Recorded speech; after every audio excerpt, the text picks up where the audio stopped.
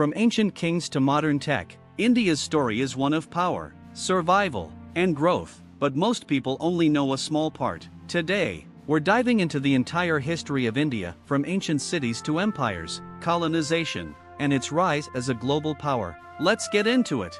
Let's rewind thousands of years to one of the oldest civilizations in human history, the Indus Valley Civilization. Over 4,500 years ago, cities like Harappa and Mohenjo-daro were already thriving. These weren't just collections of huts, they had straight roads, organized city layouts, complex drainage systems, and even public baths. Their houses had toilets, and some were even multi-storied. That's right, people back then had more advanced sanitation than many parts of the world today. Their seals and inscriptions, which haven't been fully decoded yet, suggest trade, art, and a system of communication that we still don't fully understand. But around 1900 BCE, something changed. The rivers shifted, floods or droughts may have hit, and slowly, the great cities of the Indus Valley began to disappear.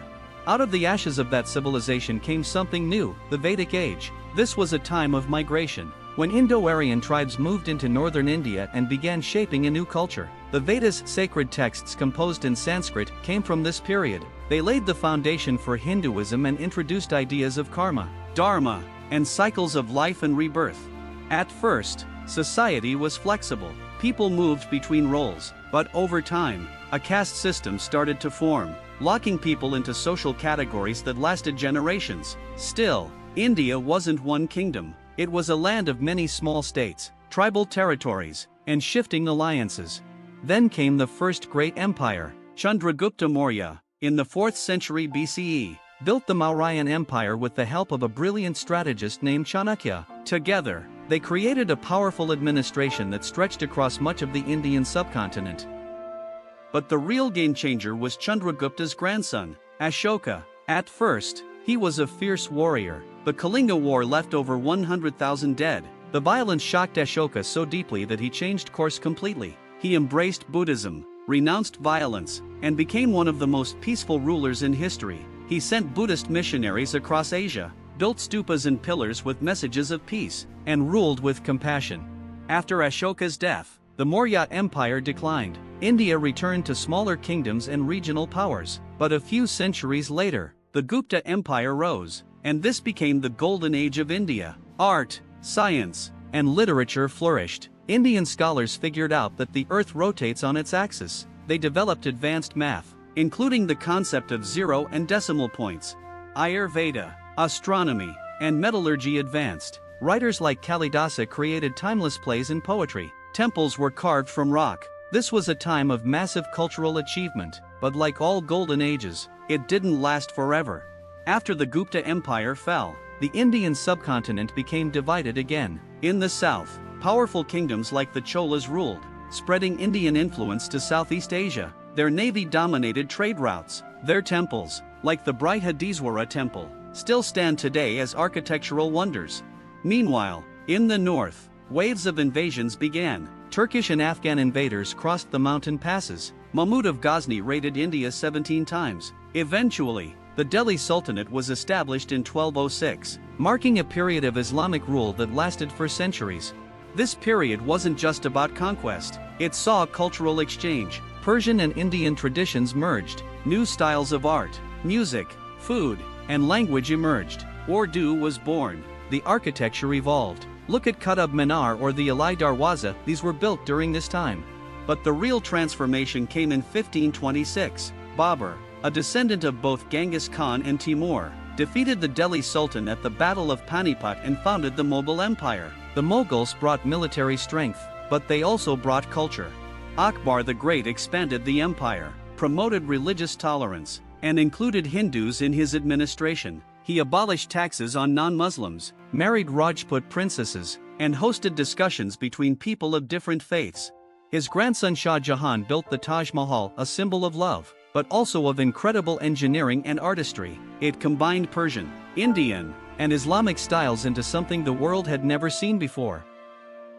But by the late 1600s, things started to change. Aurangzeb, the last major Mughal emperor, expanded the empire to its greatest size, but his strict policies and endless wars weakened the state. The economy declined. rebellions broke out, and as the empire fragmented, a new player was watching: Britain. The British East India Company started as a trading partner. They came for spices, textiles, and other riches, but they slowly gained control, manipulating rulers, backing certain factions, and using their growing army to take land. In 1757, after the Battle of Plassey, the East India Company became the real power in Bengal. Over time, they expanded their reach. By the early 1800s, they controlled large parts of India, not as a government, but as a corporation. This era saw huge changes. Indian industries were crushed, British goods flooded the markets, taxes increased, famines worsened. The Indian economy was drained to fund the British Empire. In 1857, the first major uprising happened. Indian soldiers in the British Army rebelled. It wasn't just about cartridges greased with pig and cow fat, it was about years of frustration, cultural disrespect, and exploitation. The rebellion was brutally crushed, but it shook the British deeply. After 1857, the British Crown took direct control of India. They modernized railways, built universities, and established legal systems, but always with British interests first. Indians were treated as second-class citizens on their land. By the late 1800s, Indian voices began rising. Leaders like Dadabhai Naoroji and Bal Gangadhar Tilak started questioning British rule. Newspapers, books, and speeches began stirring national pride.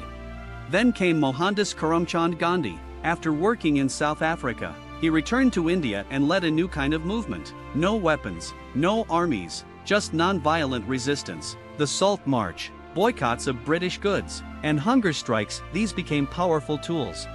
Other leaders rose too: Jawaharlal Nehru, Subhash Chandra Bose, Bhagat Singh. Movements spread. People from every region, every background started demanding one thing: freedom. After decades of struggle, India finally gained independence in 1947, but joy quickly turned to heartbreak. The country was split into India and Pakistan. Partition caused riots, massacres, and the largest mass migration in history. Over 14 million people crossed borders, over 1 million died. Yet, India moved forward. It wrote a new constitution, one that guaranteed democracy, equality, and secularism. Jawaharlal Nehru became the first prime minister, setting the tone for a new nation focused on science, education, and unity.